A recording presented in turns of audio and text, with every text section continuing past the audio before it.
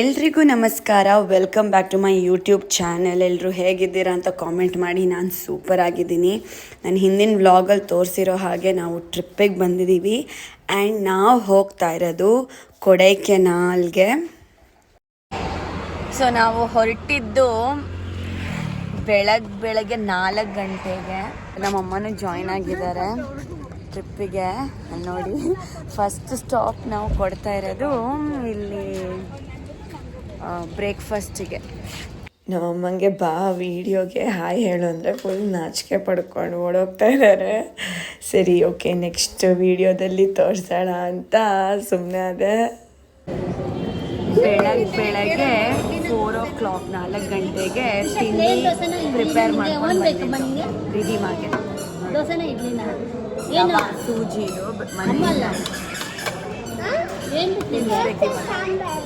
Plane dosa ಇಲ್ಲಮ್ಮ, ಇಲ್ಲಿ plane dosa ಇಲ್ಲ. ಪ್ಲೇನ್ ದೋಸೆನೇ ತಗೋ. ಸಾಂಬಾರು, ಪ್ಲೇನ್ ದೋಸೆ ಸಾಂಬಾರು ತಗೋ. ನಾವು ಹೊರಗಡೆ ಎಲ್ಲಾದರೂ ಬಂದರೆ ಬೆಸ್ಟ್ ಇಡ್ಲಿ ತಿನ್ಬಿಡೋದು. ಸೊ ತಿಂಡಿ ಎಲ್ಲ ಮುಗಿಸ್ಕೊಂಡು ನಾವು ನಮ್ಮ ಓನ್ ಕಾರಲ್ಲಿ ಬಂದಿರೋದ್ರಿಂದ ನೆಕ್ಸ್ಟ್ ಡೈರೆಕ್ಟಾಗಿ ಹೊರಟಿದ್ದು ಕೊಡೈಕೆನಾಲ್ಗೆ. ನೀವು ನೋಡ್ತಿರೋ ಹಾಗೆ ಇದು ಹಿಲ್ಸ್ ಮೇಲೆ ನಾವು ಹೋಗ್ತಾ ಇದ್ದಿದ್ದು.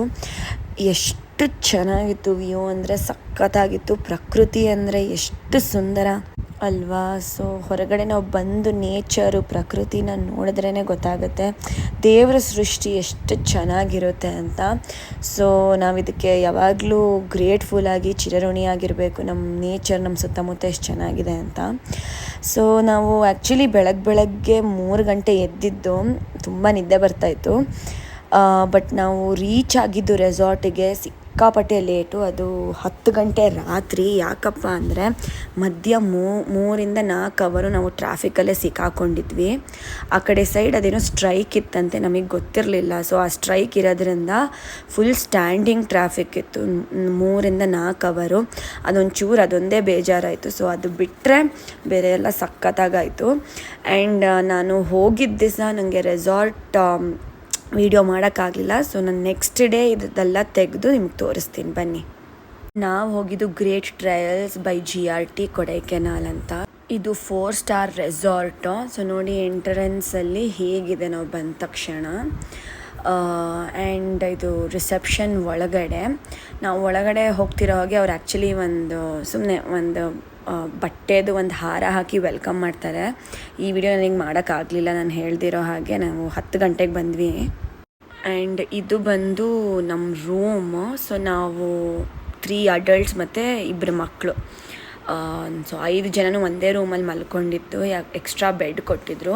ಬಿಕಾಸ್ ನಾವು ಸಪ್ರೇಟ್ ರೂಮ್ಸ್ ಎಲ್ಲ ಮಾಡಿದ್ರೆ ಸಿಕ್ಕಾಪಟ್ಟೆ ಕಾಸ್ಟ್ಲಿ ಆಗಿಬಿಡತ್ತೆ ಅಂತ ಒಂದೇ ರೂಮಲ್ಲಿ ಮಾಡಿದ್ದು. ಮತ್ತು ಇದೂ ಅಷ್ಟೇ, ನಾವು ನೆಕ್ಸ್ಟ್ ಡೇ ನಾನು ಈ ರೂಮ್ ವೀಡಿಯೋ ಮಾಡಿದ್ದು. ನಮ್ಮ ಐಟಮ್ಸ್ ಎಲ್ಲ ನಾವು ಅನ್ಪ್ಯಾಕ್ ಮಾಡ್ಕೊಂಡಿದ್ವಿ, ಎಲ್ಲ ಹೊರಗಡೆ ಇತ್ತು.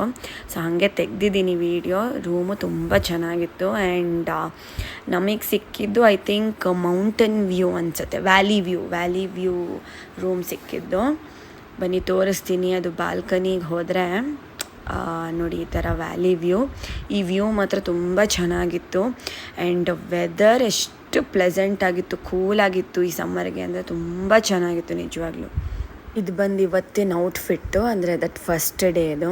ಸೊ ಬ್ರೇಕ್ಫಾಸ್ಟಿಗೆ ಹೋಗಬೇಕು ಮಾರ್ನಿಂಗ್. ಇದನ್ನು ಅದೇ ಔಟ್ಫಿಟ್ ಹಾಕ್ಕೊಂಡಿದ್ದೀನಿ, ನಮ್ಮ ರಿಷಬ್ ಬರ್ಡೇಗೆ ಹಾಕ್ಕೊಂಡಿರೋದೆ. ಯಾಕಂದರೆ ತುಂಬ ಕಂಫರ್ಟಬಲ್ ಆಗಿತ್ತು ಆ್ಯಂಡ್ ನೋಡೋಕ್ಕೂ ತುಂಬ ಚೆನ್ನಾಗಿದೆ ಅಂತ. ನಿನ್ನೆ ಅಂತೂ ರೀಚ್ ಆಗಿದೆ, ಸಿಕ್ಕಾಪಟ್ಟೆ ಲೇಟು. ಬಟ್ ಎನಿವೇಸ್ ಚೆನ್ನಾಗಿದೆ. ಈಗ ಸ್ವಲ್ಪ ರೆಡಿ ಆಗಿದ್ದೀನಿ. ಇವಳಿಗೆ ಇನ್ನೂ ರೆಡಿ ಮಾಡಿಸಿಲ್ಲ, ಹಂಗೆ ಬರಬೇಕು ಹೊರಗೆ ಅಂತ ಹಾಗೆ ಕರ್ಕೊಂಡು ಬಂದಿದ್ದೀನಿ. ತಿಂಡಿ ಎಲ್ಲ ತಿಂದಮೇಲೆ ಅವಳಿಗೆ ರೆಡಿ ಮಾಡಿಸೋದು. ಬನ್ನಿ ತೋರಿಸ್ತೀನಿ ರೆಸಾರ್ಟ್ ಹೇಗಿದೆ ಅಂತ.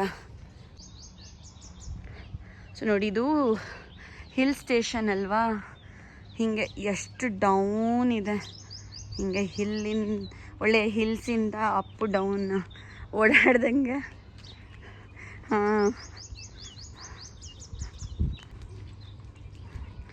ಆ್ಯಕ್ಚುಲಿ ಕಾಂತೇಶ್ ಮತ್ತು ರಿಷಬ್ ಆಲ್ರೆಡಿ ಬ್ರೇಕ್ಫಾಸ್ಟಿಗೆ ಹೋಗಿದ್ದಾರೆ. ನಮ್ಮಮ್ಮ ಇನ್ನೂ ರೆಡಿ ಆಗ್ತಾ ಇದ್ದಾರೆ. ಇವಳಿಗೆ ಹೊರಗೆ ಬರಬೇಕು ಅಂತ ನಾನು ಇಲ್ಲಿ ಬರ್ತಾಯಿದ್ದೀವಿ. ನೋಡಿ ಇಲ್ಲಿ ಹಿಲ್ ವ್ಯೂ. ಇದು ಸಮ್ಮರ್ ಸೀಸನಲ್ಲಿ ಹೋಗಿರೋದ್ರಿಂದ ಇಲ್ಲಿ ಬಿಸಿಲು ಇದೆ ಪ್ಲಸ್ ಕೂಲ್ ಏರು ಇದೆ, ಅಂದರೆ ಕೂಲ್ ಅಂದರೆ ಚಳಿ ಇಲ್ಲ. ಬೆಳಗ್ಗೆ ಹೊತ್ತು ಚೆನ್ನಾಗಿದೆ, ಆರಾಮಾಗಿ ಓಡಾಡ್ಬೋದು, ಆರಾಮಾಗಿ ಸುತ್ತಾಡ್ಬೋದು. ಸೊ ಸಮ್ಮರ್ ಸೀಸನ್ ಬೆಸ್ಟ್ ಈ ಥರ ಹಿಲ್ ಸ್ಟೇಷನಿಗೆ ಬರೋಕ್ಕೆ. ಇಲ್ಲಿಂದ ನೆಕ್ಸ್ಟ್ ನಾವು ಹೊರಟಿದ್ದು ಬ್ರೇಕ್ಫಾಸ್ಟ್ ಕೌಂಟರ್ಗೆ. ನೋಡಿ, ಇದು ಬ್ರೇಕ್ಫಾಸ್ಟು ರೆಸ್ಟೋರೆಂಟ್ ಇದೇ ಥರ ಇದೆ, ಬಫೆ ಬ್ರೇಕ್ಫಾಸ್ಟ್ ಇರುತ್ತೆ. ಬನ್ನಿ ಹೋಗೋಣ ಒಳಗೆ. ಅಣ್ಣ ಎಲ್ಲಿದ್ದಾರೆ? ಎಲ್ಲಿದ್ದಾನೆ ಅಣ್ಣ? ಅಣ್ಣ ಒಳಗಿದ್ದಾನ?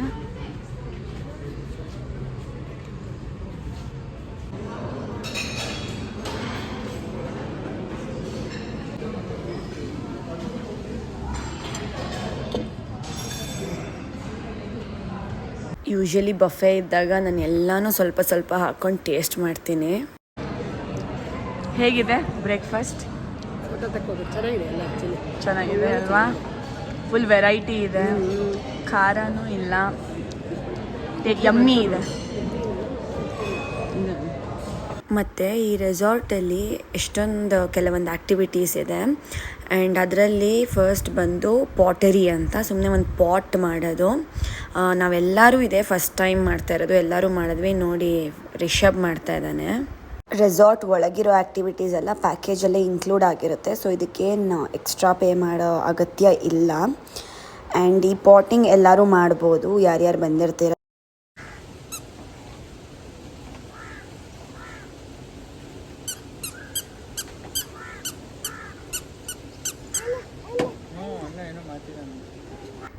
ನಾವು 4 ಜನ ಮಾಡಿದ್ವಿ.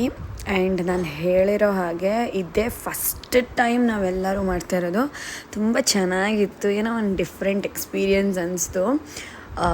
ಇದೆಲ್ಲ ನಾವು ದಿನ ಮನೆಯಲ್ಲಿ ಡೇ ಟು ಡೇ ಎಲ್ಲೂ ಮಾಡಲ್ಲ. ಸೊ ಈ ಥರ ಎಲ್ಲಾದರೂ ಬಂದಾಗ ಅಲ್ಲೇನಾದರೂ ಈ ಥರ ಆ್ಯಕ್ಟಿವಿಟೀಸ್ ಇದ್ದರೆ ಆವಾಗ ಚಿಕ್ಕದೂ ಚೆನ್ನಾಗಿ ಅನಿಸುತ್ತೆ. ಮತ್ತು ನೆಕ್ಸ್ಟ್ ಆ್ಯಕ್ಟಿವಿಟಿ ಇಲ್ಲಿ ಹಾರ್ಸ್ ರೈಡಿಂಗ್ ಇದೆ. ಅಂದರೆ ಇದು ಬರೀ ಮಕ್ಕಳಿಗಷ್ಟೇ, ದೊಡ್ಡವ್ರಿಗೆ ಬಿಡಲ್ಲ, ಬರೀ ಮಕ್ಕಳಿಗೆ ಮಾತ್ರ. ಸುಮ್ಮನೆ ಒಂದು ರೌಂಡ್ ಹಾರ್ಸಲ್ಲಿ ಕರ್ಕೊಂಡೋಗಿ ಬರ್ತಾರೆ.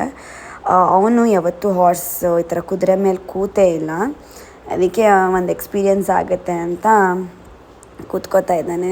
ಅವನಿಗೆ ಸ್ಟಾರ್ಟಿಂಗ್ ಭಯ ಆಯಿತು, ಬಟ್ ಆಮೇಲೆ ಅವನಿಗೂ ಇಷ್ಟ ಆಯಿತು.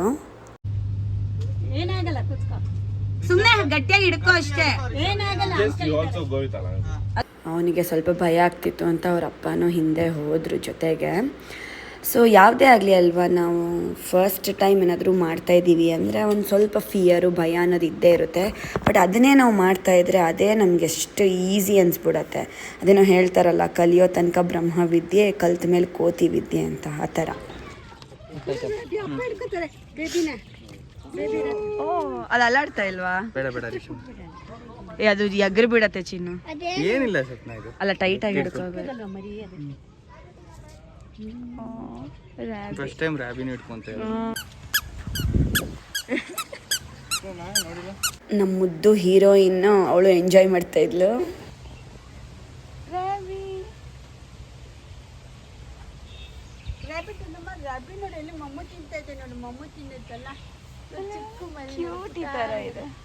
ನೆಕ್ಸ್ಟ್ ಏನು ಅಂದರೆ indoor games. So I think ಇದು ಎಲ್ಲ ರೆಸಾರ್ಟ್ಗಳಲ್ಲೂ ಕಾಮನ್ ಆಗಿರುತ್ತೆ.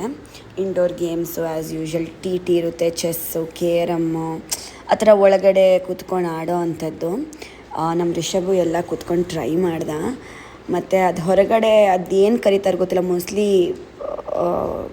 ಟೆನ್ನಿಸ್ ಥರ ಒಬ್ಬರೇ ಕಲಿಯೋ ಥರ. ಸೊ ಅದನ್ನು ಆಡ್ತಾ ಇದ್ದಾನೆ ಇಲ್ಲಿ.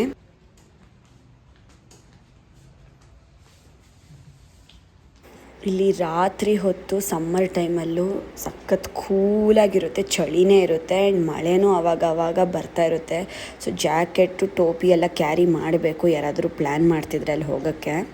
ಮತ್ತು ಇಲ್ಲಿ ನೋಡಿ, ಇದು ಸ್ಪಾ ಅಂತ, ಬೋಧಿ ಪ್ರಾಣ, ತುಂಬ ಚೆನ್ನಾಗಿದೆ. ಆ್ಯಂಡ್ ನಮ್ಮ ಪ್ಯಾಕೇಜ್ಗೆ 15 ಮಿನಿಟ್ಸ್ ಅದೇನೋ ಫ್ರೀ ಸ್ಪಾ ಸಿಕ್ಕಿತ್ತು. ರಾತ್ರಿ ಚಳಿ ಇರುತ್ತಲ್ಲ, ಸೊ ಒಂದು ಬಾನ್ ಫೈರ್ ಥರ ಹಾಕ್ತಾರೆ ಇಲ್ಲಿ. ಹೊರಗಡೆ ಇದ್ದರೆ ಒಳಗಡೆ ಇರಲಿಲ್ಲ ಅಂದರೆ ಕ್ಯಾಂಪ್ ಫೈರ್ ಹಾಕ್ತೀನಿ, ಬಿಸಿ ಬರುತ್ತೆ. ವಾರ್ಮ್ ಆಗಿರೋಕ್ಕೆ ಕೋಲ್ಡ್ ಪ್ಲೇಸಸ್.